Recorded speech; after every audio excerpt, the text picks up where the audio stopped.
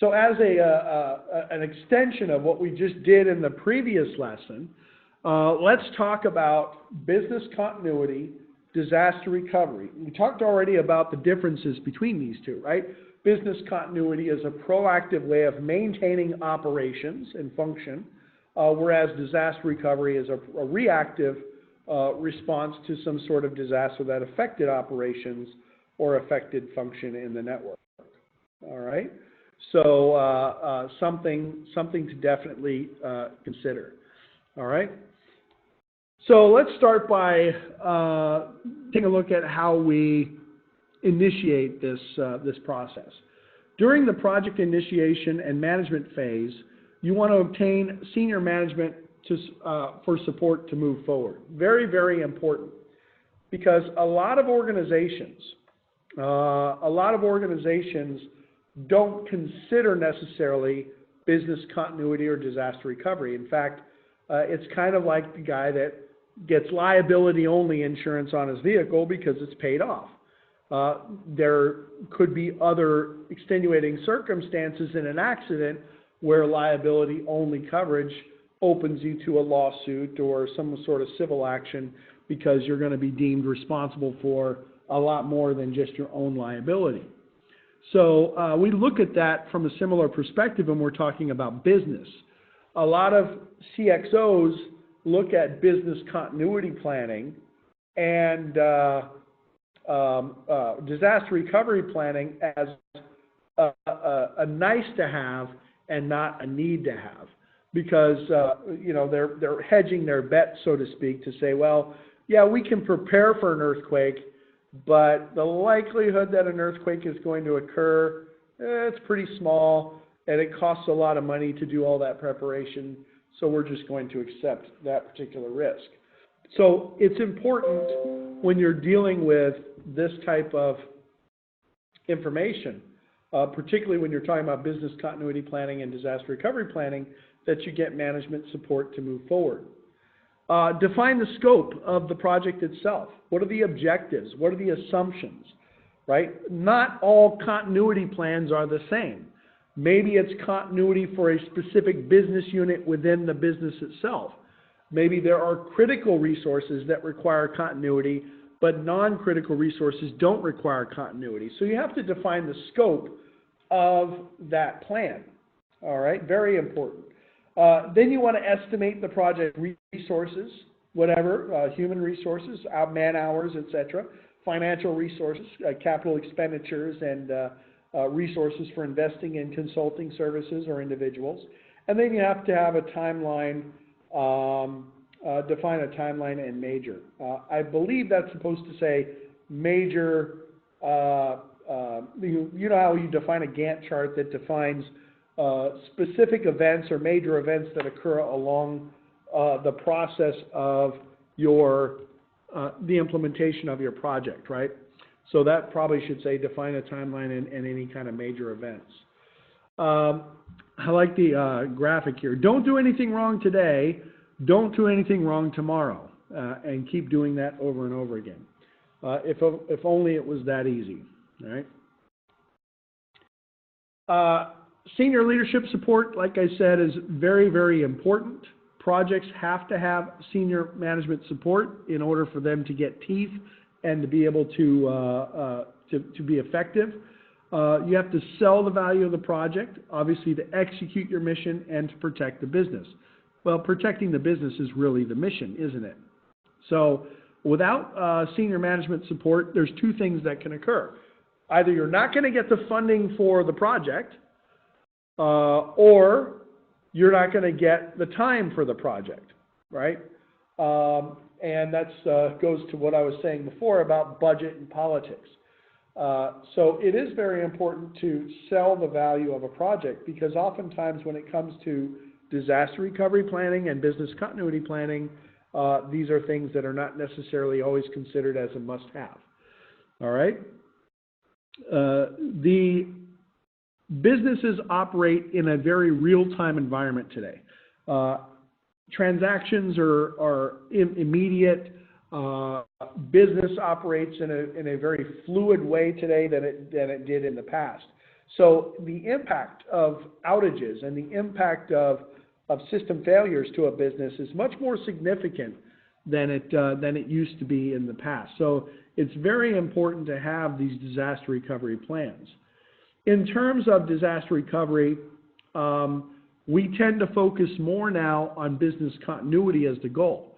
There is a distinct difference between disaster recovery planning and business continuity planning. As I mentioned before, business continuity means we're going to maintain operation in the event of a disaster, whereas disaster recovery means we're going to recover operation in the event of a disaster. So one incurs downtime, loss of information, etc., whereas the other maintains uptime and maintains the availability of information. All right? So it is a distinctly different concept. To build a disaster recovery plan or a business continuity plan, you have to look at risks, particularly the risks with no plan. In other words, that's how you sell the value of the project. The exposure factor is this, the risk is this, the impact of that risk is this, usually calculated in some sort of financial component, but it doesn't have to be, right? It could be reputational, the business loses reputation, it could be regulatory. We're going to get fined, we're going to get suspended, our trading license is going to get suspended, our liquor license is going to get suspended if you're not following these regulations or rules. And this could even extend over to personnel as well, right? Because when you're talking about military operations, you want to ensure continuity of military operations as well, which could involve loss of personnel, which could affect those military operations, loss of personnel, equipment, whatever it might be. All right? So very, very important, very important. All right? Now, there is a financial calculation that you can apply. I would say that this is quantitative, but there's a very qualitative approach to this. Quantitative in terms of risk analysis is directly related to the concept that I can apply numbers to a process and come up with a finite value that represents the need for some sort of mitigation technique. Whereas qualitative is more of a logical representation of that same process. I'm not necessarily quantifying specific values. I'm qualifying the concepts through discussion or definition. Okay? A value that can be quantified is P times M is equal to C. The probability of the harm, the magnitude of the harm, the cost of prevention. This is a very generic way of looking at a quantitative risk analysis. The probability of harm would be kind of like a percentage or a percentage of exposure or whatever it might be. The chance that a damaging event will occur. The magnitude of harm would be a dollar value, so the amount of financial damage that would occur should that disaster happen. And then the cost of prevention, which really is not the cost of prevention, it's the cost of an event. There's a reason why they call it the cost of prevention, but it's technically the cost of a particular event, is essentially how much I should invest as a countermeasure. Now, technically speaking, this is the cost of the event. Let's just say cost of the event should always be greater than the cost of prevention. Well, maybe equal. Maybe equal, but usually greater, right? If it costs me more to prevent an event from occurring, then it doesn't make sense. Just let the event occur because ultimately the cost is less. Now we're talking about financial costs. It's a lot different when you talk about reputation, right? But with regard to finance, if it costs me more, if I have to pay, if I get earthquake insurance and I have to pay a $50,000 deductible, which is actually not uncommon, $25,000 to $50,000 deductible. But everything I own is less than $50,000. Why would I do it? I'm just going to go ahead and wait for the earthquake. Same concept here. Okay? You have to define the scope and the goals of the planning process. So what are we covering? What kind of technology are we trying to recover? What kind of business operation are we trying to ensure? We have to define aspects of that coverage. Is it going to be just the data center, all technology, the main office, the branch office? Remember I said you may define that certain operations within the business have to maintain continuity, whereas other operations are good to have but not necessary to have. We don't need to have those other operations. So, also consider all types of disasters, a pandemic, a labor strike, transportation issues. Obviously, you want to ensure that the types of disasters that you're planning for in your DRP are relatable to the business that you're in, right? I'm not going to necessarily try to plan for a massive hurricane or a tornado in California. I'm also probably not going to try and plan for some sort of major earthquake in Indiana, right? I don't know what you would plan for in Indiana. I guess tornadoes, yeah, or sheer boredom. I don't know.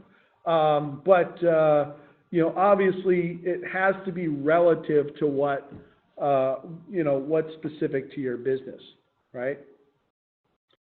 The whole point, of course, is to make sure that the business is viable during the disaster or shortly after the disaster. It may not be feasible to say that we're going to keep the business completely viable during the disaster. Disasters, in their nature are kind of unpredictable, but you can at least ensure some sort of recovery. The whole planning process can also assist in improving your everyday processes as well, getting rid of single points of failure in the network, right? Ensuring multipath communication in your network environment, server redundancy, and even personnel redundancy. And overall operations can improve just by implementing these disaster recovery or business continuity solutions as well.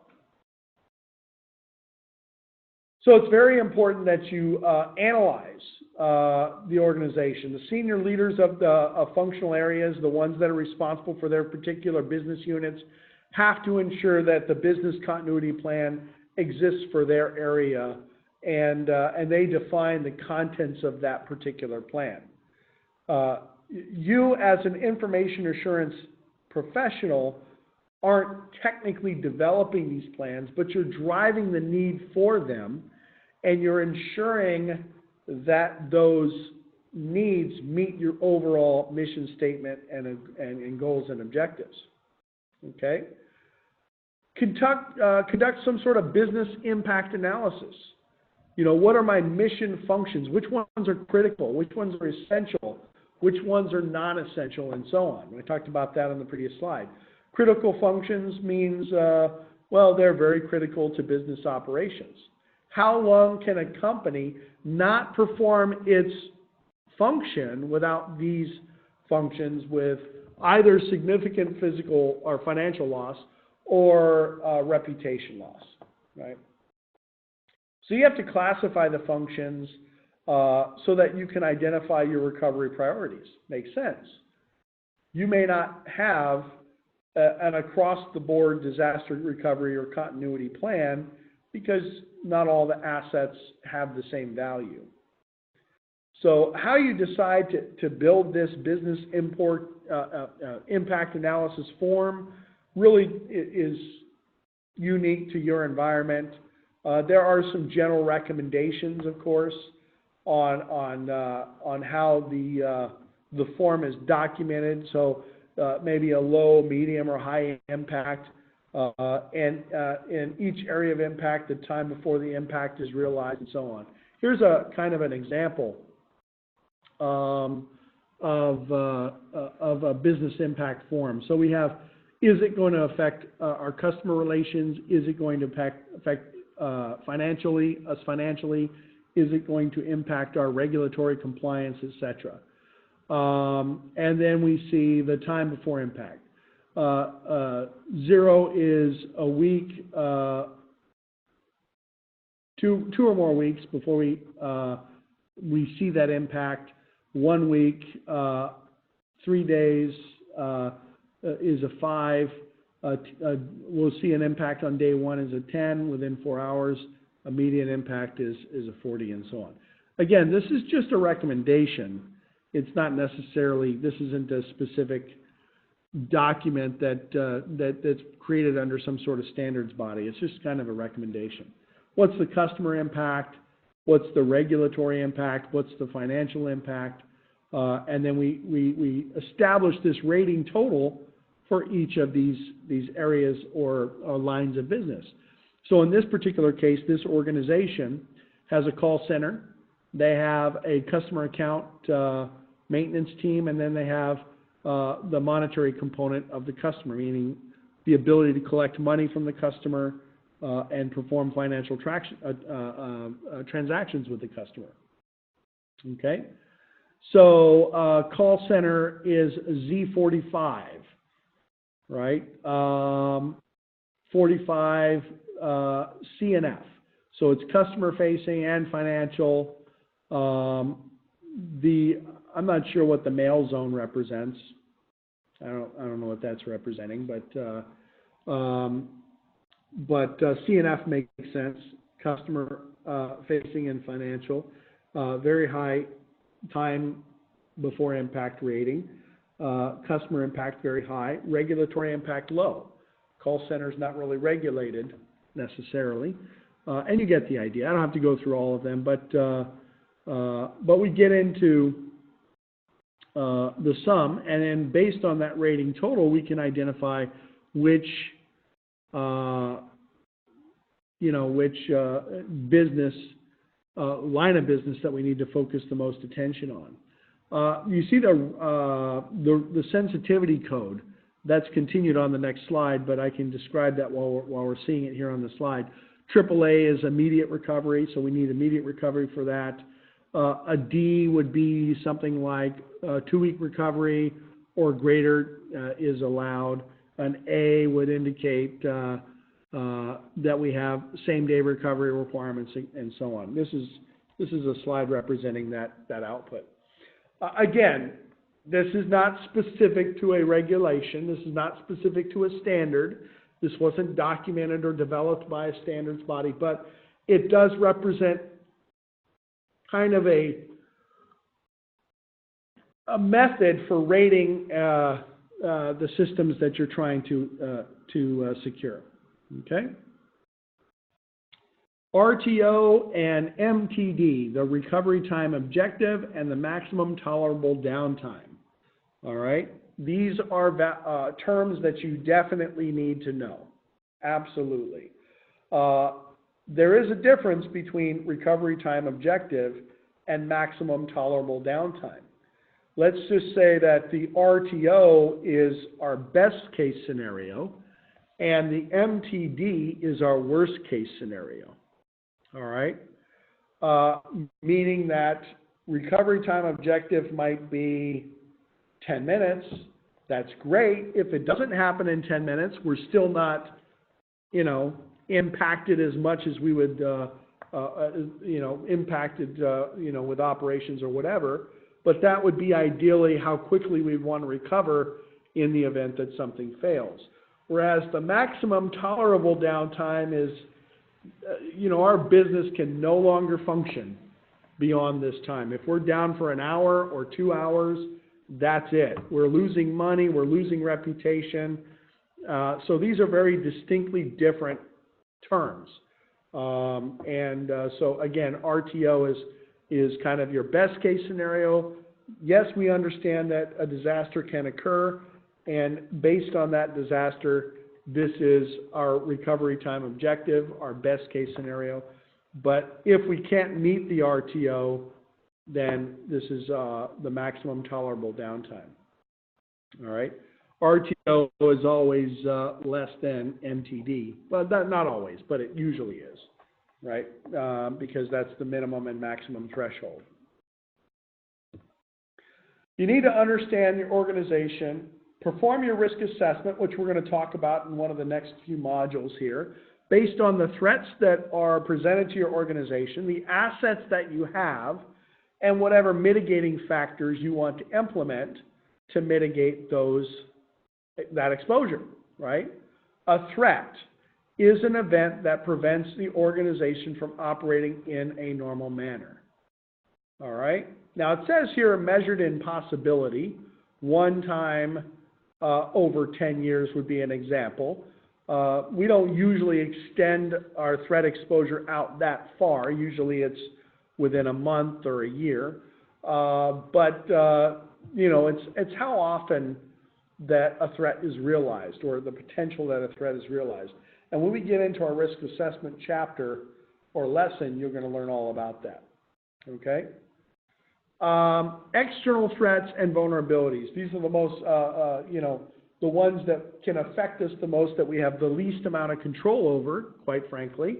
Power outages, natural disasters, earthquake, fire, flood. Somebody cuts a fiber line with a backhoe, whatever. These are all external. Internal threats would be just equipment failing internally, production changes in the network, somebody misconfigures something, the code that we're using in a system that's implemented is invalid, or whatever it might be. All right.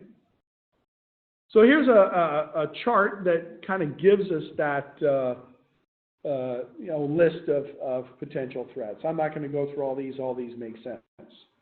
Right? Again, some might apply to your business, some might not apply to your business. You don't necessarily have to address every single threat. In fact, it's really not possible to address every single threat that that exists in your organization. All right. So obviously there are certain ones that you may want to focus more attention on, and so on. Your recovery point objective, pretty much the same as your recovery time objective, RTO. We saw that on this slide here, so it's kind of a similar concept. It defines all of the resources that are necessary to perform your functions, right? Application systems, staffing requirements, phone requirements, desktop requirements. You want to make sure that you're defining all of the resources that are necessary to maintain operation. That doesn't mean optimally maintain operation. It means at a minimum maintaining operation. So you might have a skeleton crew, you might have some skeleton applications or skeleton functions